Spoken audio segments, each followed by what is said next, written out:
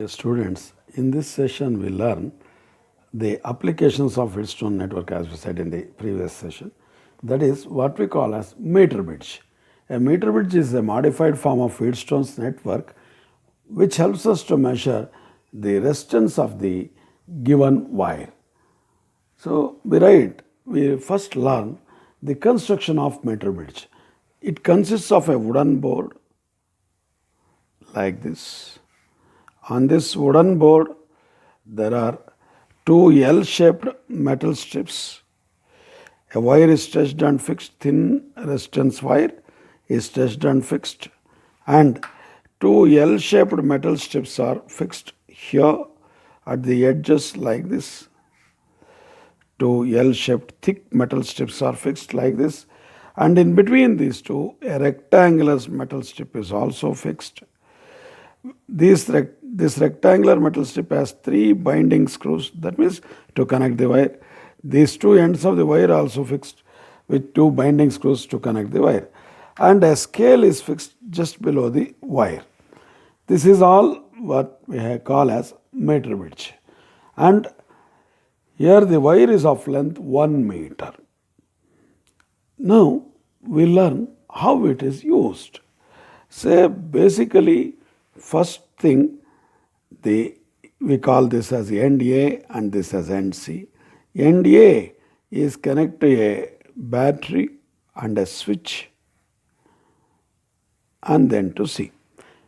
Then a resistance, a wire whose resistance is to be calculated is connected in the left gap. Observe, once we connect the rectangular metal strip in between two L-shaped strips, two gaps are created. This gap onto the left of us is called as left gap. Onto the right of this is called as right gap. Usually the wire whose resistance is to be found is connected on the left gap. We call it as X there, and midpoint we call it as B, and in the right gap we connect a standard resistance whose value is known. We call it as R. And a galvanometer, a current detecting device, is connected, and it is connected to a temporary contact called a sliding contact, which is made to move on the wire. This point where the sliding contact touches the wire, we call it as, say, D, the point D. This is all what Wheatstone meter bridge connection, which is modified form of Wheatstone. We learn. We write its Wheatstone's equivalent. Say A to B, we write there is X connected, and B to C are connected. C to D, the wire is connected, and A to D, this wire is connected. I write the D, C, B. In between these two, galvanometer is connected. And between A and C, we have a battery there or a cell there. So this is the thing, and this is X there, this is R, and we name these two AD and DC little later.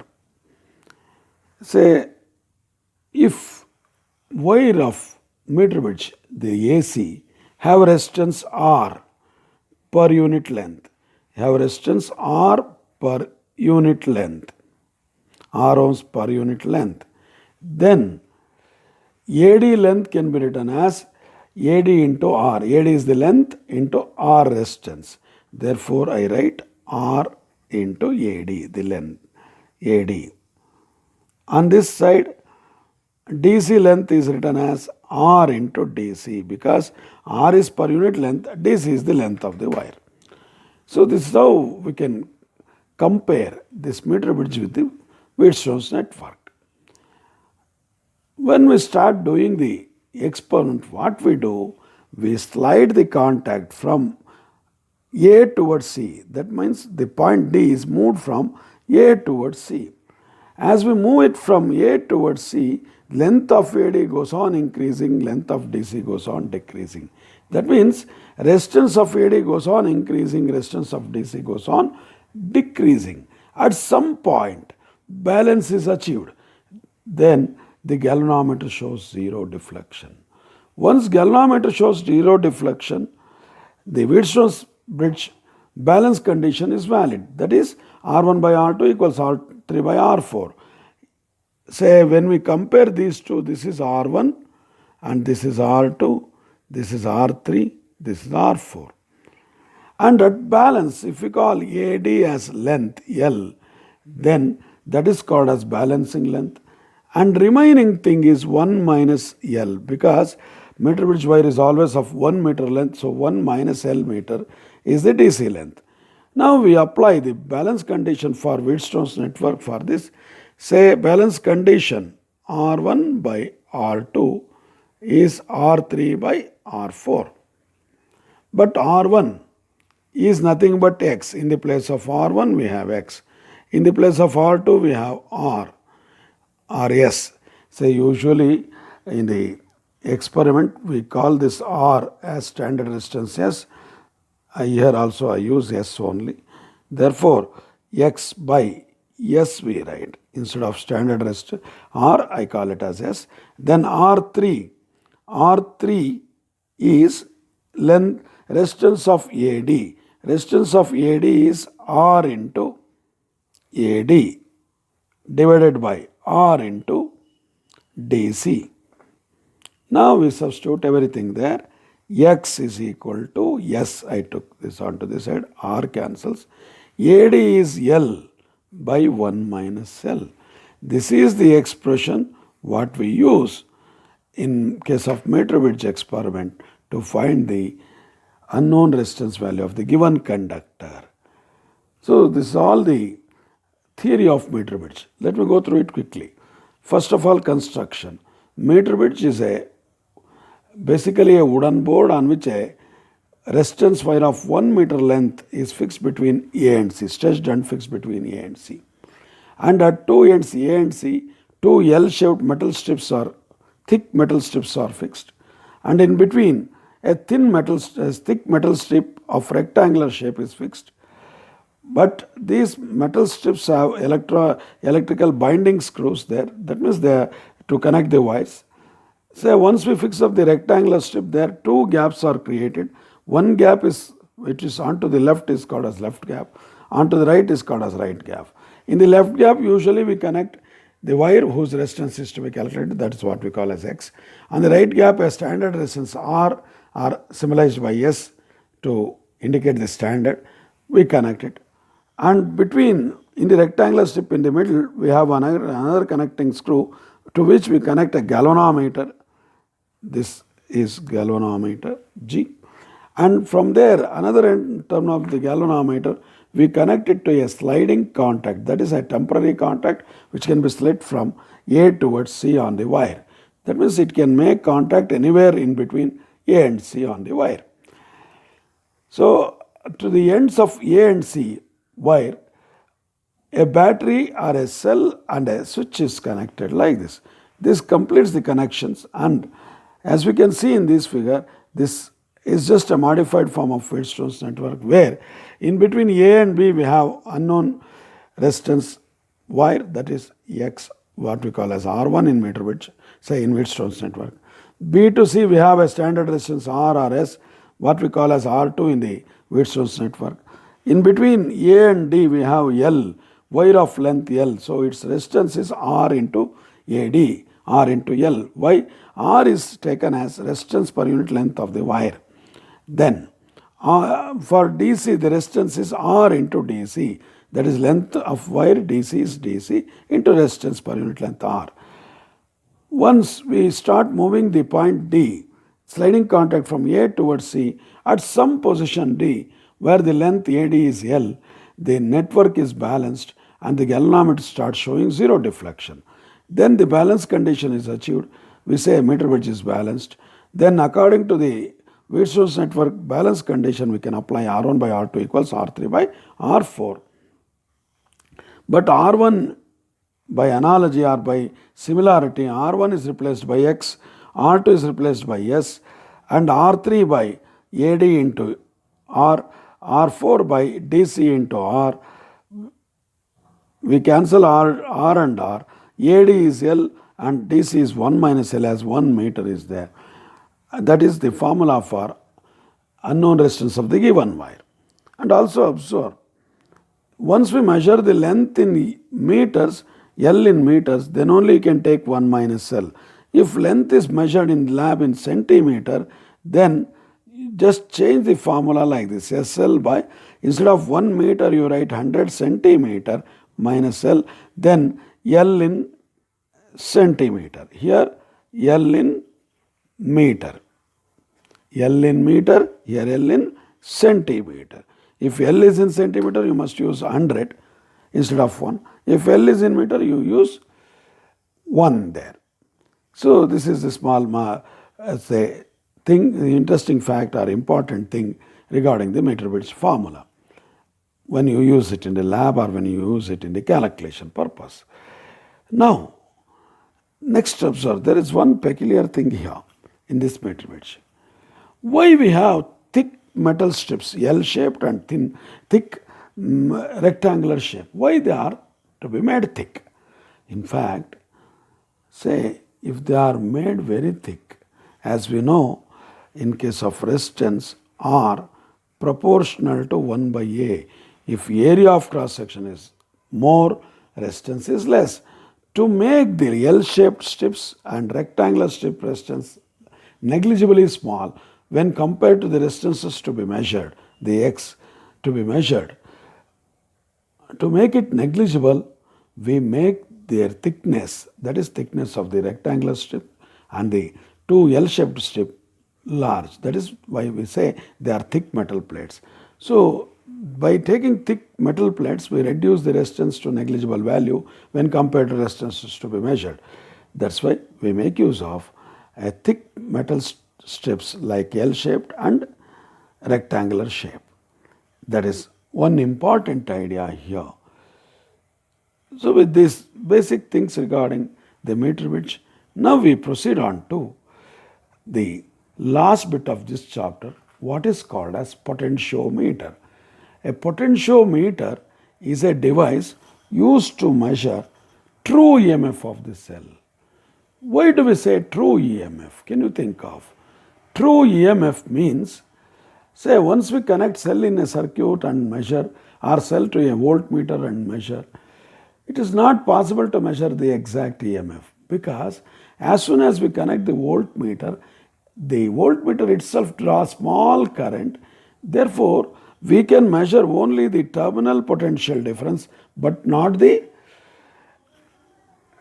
say, actual EMF, because we know, say, if you have a cell like this, we want to measure EMF. That means nothing is to be connected, E to be measured. But once you connect a voltmeter here, this voltmeter draws some current. Once it draws some current, we can measure only the terminal potential difference E minus IR, not E. As some current is drawn and there is internal resistance in the cell, so IR drop will be there, that is internal resistance potential drop is there. To avoid this, we make use of potentiometer. Now we learn about that instrument and how it works and the formulae to be derived to measure EMF and also internal resistance. That we think of now. Now we learn the potentiometer. I write its construction now. Potentiometer. Say it consists of a wooden board just like meter bits, and on this wooden board, say a resistance wire is stretched, uniform resistance wire is stretched and fixed between 2 points A and B. Usually, say in potentiometer, 1 meter wire potentiometer is there. That means the AB length is 1 meter. Sometimes there are 10 meters potentiometer wire is also there. But for the sake of the learning, we take only this type of diagram. When this is 10-meter wire, there are zigzag manner connections for the wire because 10-meter board cannot be brought and it is not easy to handle. So they make the connections in the zigzag manner like this. Say A to B like this, 10-meter or 7-meter wire. But for the sake of learning, we use only this type of connection. Now, once we learn these things, only this much is the connection there. Say only this much is the board, no L-shaped metal strips or anything. Below this wire there is a scale for measuring the length. Now, the connections are like this. Observe, first of all, A is connected to a standard cell or what we call as driving cell, and there is a resistance and a switch connected to B like this. This is called as driving cells or driving EMF, ED we call. And this is called as primary circuit. In the second part, the cell whose EMF is to be measured is connected like this. Just observe. From A we connect it to positive terminal of this cell whose EMF is to be measured. We write E as the EMF. And then this is connected to a galvanometer and a sliding contact, just like in meter bridge. This is galvanometer. This is all the connection used for finding the true EMF of the cell. How it is going to give us the true EMF of the cell, that's what we want to learn now. Say, I just write two figures here. You have to get me, or you have to think of the current in this circuit. Say we have two cells like this. There is an ammeter connected. This is of 10 volt, this is of 10 volt. For the sake of example, I have taken 10 volts. And this is the ammeter which measures the current. Now can you think of what is the current in this circuit? It is 0 because positive 10 volt terminal is connected to positive here and negative to negative. That means there is no potential difference, no question of current in this circuit.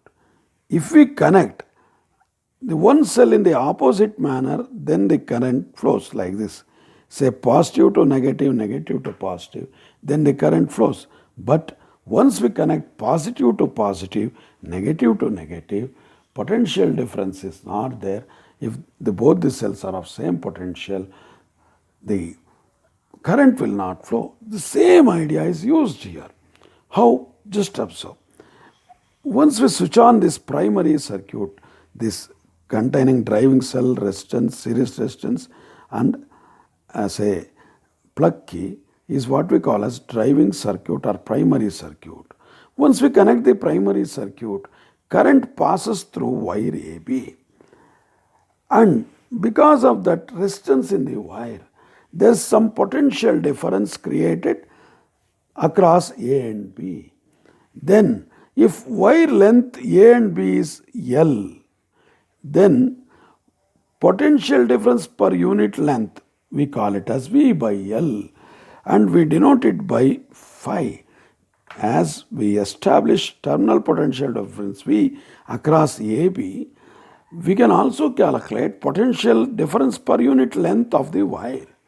That we call as phi, and it is denoted by, or it is called as potential gradient. Potential gradient, that is variation of potential with respect to distance. And observe, as we start moving it from A towards B, the sliding contact from A towards B, wire length AD goes on increasing. AD increases means resistance also increases. Resistance of AD also increases. Once wire resistance AD increases, potential difference across AD also increases. I write for that matter IRAD. RAD is the resistance of the wire AD. IRAD also increases.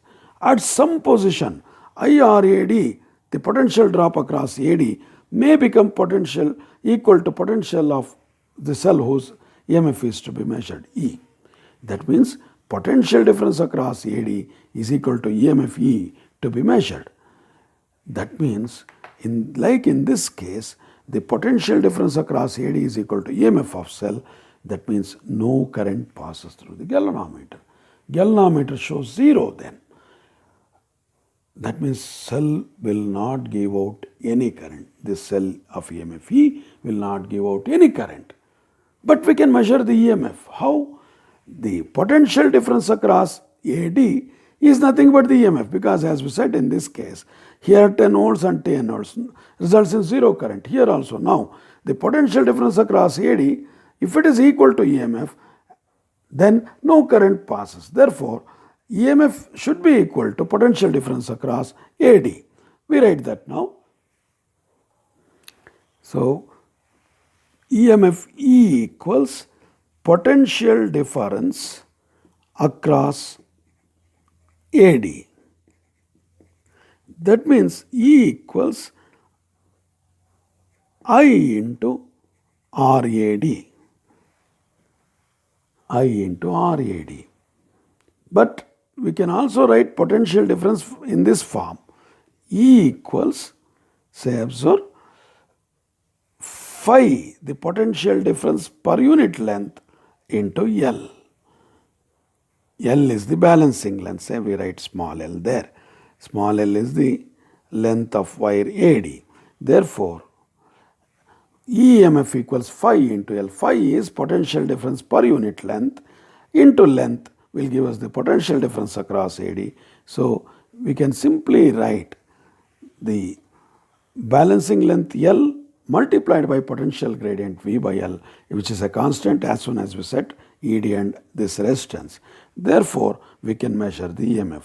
By measuring the balancing length L and by knowing the potential gradient, that means how much voltage is applied fully across A and B, and divided by its length, AB length, will get potential gradient. So, knowing E proportional, E equals phi L, say knowing phi and L, we can calculate E.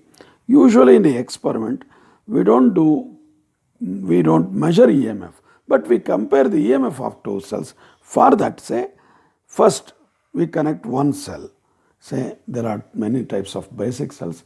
We usually take in the lab Leclanche and Daniell cell.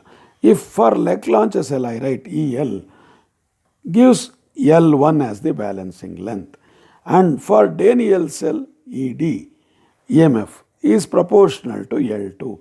That means first we connect Leclanche cell, we calculate length, that is L1. Then we replace the Leclanche cell by Daniell cell whose EMF is ED. Then we calculate again balancing length L2. Then you can easily compare EL by ED, which will give us L1 by L2. Because phi in both things cancel, proportionality constant is phi, that gets cancelled. That's how we can compare the EMFs of two cells. After this, we need to learn how to measure the internal resistance of the cell. For that, we proceed further. But before going to that, let me explain this comparison or calculation of true EMF once again. Observe, we have connected two circuits for the potentiometer wire AB. One circuit is having driving cell, a resistance and a plug key. Usually this resistance is variable, what we call as, say, we call it as a potentiometer or the rheostat. Let me explain the things once again. Say the driving circuit or primary circuit consists of potentiometer wire, a driving source EM cell, and then a resistance or usually variable resistance called as rheostat, and a plug key or switch. Then the secondary circuit consists of two things, one EMF source whose EMF is to be measured, and a galvanometer and a sliding contact. So, once we switch on the primary circuit, a potential difference across wire is established Therefore, potential gradient, potential difference per unit length of the VIB is created and it is denoted by Fi and it is called as potential gradient. Now, here the basic principle is the potential difference is proportional to the length. As we IR, R proportional to length, potential difference proportional to length. As length increases, potential difference also increases, and when potential difference across the wire is equal to the EMF, no current passes through that. That is the basic principle behind this. Then, how do we calculate? Observe, as we start moving the sliding contact from A towards B, at some position, potential difference across AD will be equal to potential difference or EMF of the source. Then as the potential difference are equal, no current passes through galvanometer. Galvanometer shows zero deflection. That means E equals potential difference across AD, the wire AD. Or I into RAD we can write, or symbolically, we know the potential per unit length phi into the length of the wire L. Therefore, we can simply measure, if you know the phi, you can know the length, we can calculate the EMF. Usually this experiment is used to compare the cells EMF. For that what we do, we take two cells, one standard cells usually called as Leclanche and Daniell cells. They are chemical cells which are actually used in the previous days. Now also we use it. Now observe, Leclanche cell, once we connect it in the secondary circuit in place of E, we call it CMF as EL, it gives balancing length L1. And we replace that cell by Daniell cell, it gives balancing length L2. Then if we divide them, L1 by L2 will give us the ratio of E1 by E2 or EL by ED. With this, now we start learning how to determine internal resistance of the source. One more important point regarding potentiometer experiment, when you do it in the lab, very important thing is positive of the driving source ED in the primary circuit should be connected to A to the same point positive of the cell whose EMF is to be compared or measured to be connected. Observe, this positive should be connected to A, otherwise this circuit will not work. Now we start learning how to calculate the internal resistance of the source. Say for that this circuit is almost same, only thing, one thing extra, I write potentiometer wire only, no question of wooden board or something like that. There a cell whose EMF, whose internal resistance is to be measured, a galvanometer and a sliding contact. And as usual we write the driving circuit or primary circuit, a cell driving circuit, a resistance variable, a plug key or switch, like this. So this is the circuit. To measure the internal resistance, we have an extra circuit there. We connect a resistance and a switch like this. We call this as R. This is switch. Say yes. How the circuit works, we want to learn. Say first of all, we do this experiment in two different steps. In the first step, we don't connect S. We just get the balancing length for EMF E only, which gives us E proportional to L1. Once we connect switch S, the resistance R is drawing some current from the source. Then the across EMF source we have terminal potential difference V. Therefore, we have to move the sliding contact to balance the galvanometer again, to balance the circuit, because we know terminal potential difference is always less than the EMF. Therefore, once we start moving this sliding contact at some length, we get balance again. I call that length as L2, and now the terminal potential difference V across E should be proportional to L2. But we know the terminal potential difference V equals ER by R plus R, where R is internal resistance, R is external resistance, capital R is external resistance. So if we divide these two, or if we substitute for V and L, we get, for V I substitute L2, for E I substitute L1, R by R plus R, R plus R. Now observe, what we want is internal resistance, therefore I replace this R plus R onto this side and L1 by L2 into R I write. Now observe, R equals L1 by L2 minus 1 into R. This is the formula for internal resistance.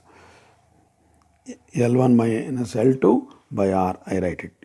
Here also once again, R equals L1 by L2 minus 1 into R, the external resistance. This is the formula for internal resistance. Let me explain it once again. First of all, without switching on R connected to EMF source, without switching on this S, we measure the potential difference. Say we measure the balancing length. Let us call it as L1. As we know from previous discussion, that is proportional to EMF. That is EMF proportional to L1. Once we switch on the circuit, say S is plugged in, then this resistance draws some current from the source. Once current drawn, we know there is only terminal potential difference across the EMF. It is less than the EMF. Therefore, now if we balance the potentiometer, we get the value for terminal potential difference, not for the EMF. Say we get length L2, balancing length L2. Therefore, we write V proportional to L2, where V is terminal potential difference across EMF when current is drawn by R, when switch S is connected.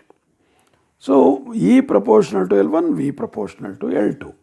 Then, say if we substitute for V from our previous discussion, ER by R plus R, we get L2 equals L1 R by R plus R. If we divide them, if we divide these two, say R, if you substitute for V and E as L2 and L1, because phi gets cancelled there, L2 equals L1 R by R plus R plus R equals L1 by L2 into R. Therefore, R equals L1 by L2 minus 1 into R. This is the formula for internal resistance of the cell. So, with this, we have concluded this chapter. We continue with the moving charges and magnetism in the next session. But before that, I will just go for one more session on numericals of Wheatstone's network, one or two more sessions on Wheatstone's network numericals,